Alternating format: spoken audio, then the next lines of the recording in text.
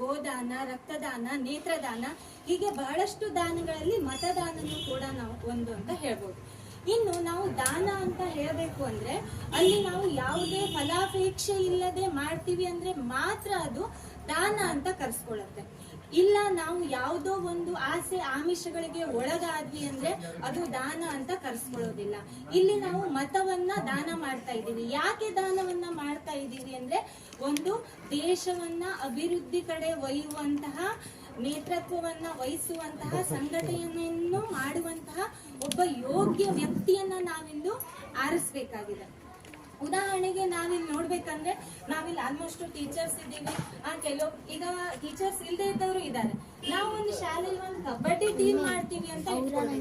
ಅಲ್ಲಿ ಯಾರನ್ನೋ ಒಬ್ಬನ್ನ ನಾವು ನಾಯಕ ಅಂತ ಮಾಡೋದಿಲ್ಲ. ಸಮರ್ಥರಾದಂತಹ, ಸಂದರ್ಭಕ್ಕೆ ತಕ್ಕಂತೆ ಯೋಚನೆಯನ್ನ ಮಾಡುವಂತಹ ವ್ಯಕ್ತಿಯನ್ನ ನಾವು ಸಮರ್ಥ ನಾಯಕ, ಕ್ಯಾಪ್ಟನ್ ಅಂತ ಮಾಡ್ತೀವಿ. ಹಾಗಿದ್ಮೇಲೆ ನಾವು ಇನ್ನು ದೇಶವನ್ನ ನಡೆಸುವಂತವರನ್ನ ಆರಿಸ್ಬೇಕು ಅಂದ್ರೆ ನಾವಿನ್ನು ಎಷ್ಟು ಯೋಚನೆ ಮಾಡ್ಬೇಕು.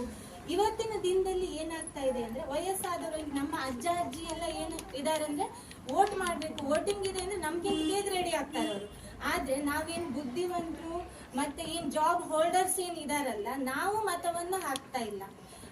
ಅರ್ಧಕ್ಕರ್ಧ ಮತವನ್ನ ಹಾಕದೇ ಇರೋರು ವಿದ್ಯಾವಂತರು. ಯಾಕಪ್ಪ ಅಂದ್ರೆ ಗೌರ್ಮೆಂಟ್ ಬಂದ್ರೆ ಏನಪ್ಪ ನಮ್ಗೇನ್ ಮಾಡ್ತಾರೋ ಅನ್ನುವಂತ ಒಂದು ಉಡಾಫೆ. ಇನ್ನೊಂದು ರಜೆ ಸಿಕ್ತು, ನಾವು ಮಜಾ ಮಾಡೋಣ, ಮನೇಲಿ ಆರಾಮ್ ಮಾಡೋಣ, ಎಲ್ಲಾದ್ರೂ ಹೋಗೋಣ, ಈ ರೀತಿಯಾದಂತ ಒಂದು ಅಭಿಪ್ರಾಯ.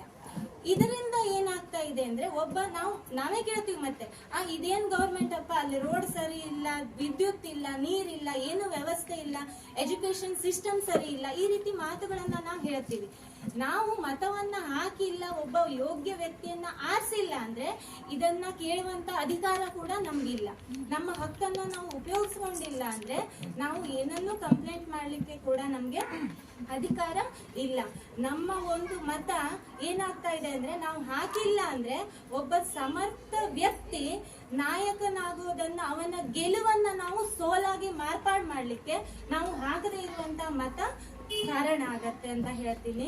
ಇನ್ನೊಂದು ಮಾತಂದ್ರೆ ಪ್ಯಾಷನ್ಗೆ ಟ್ಯಾಟೂ, ನಾವು ಪ್ಯಾಷನ್ಗೆ ಟ್ಯಾಟೂನ ಹಾಕೋತೀವಿ. ಪ್ಯಾಷನ್ಗೆ ಟ್ಯಾಟೂ, ನೇಷನ್ಗೆ ವೋಟು. ಪ್ಯಾಷನ್ಗೆ ಟ್ಯಾಟೂ, ನೇಷನ್ಗೆ ವೋಟು. ಪ್ರತಿಯೊಬ್ರು ಕೂಡ ನಾವು ಮತವನ್ನ ಹಾಕೋಣ. ಒಬ್ಬ ಸಮರ್ಥ ನಾಯಕರನ್ನ, ದೇಶವನ್ನ ಅಭಿವೃದ್ಧಿ ಕಡೆ ಕೊಂಡೊಯ್ಯುವಂತ ನಾಯಕರನ್ನ ನಾವು ಆರಿಸೋಣ ಅಂತೇಳಿ ನಾನು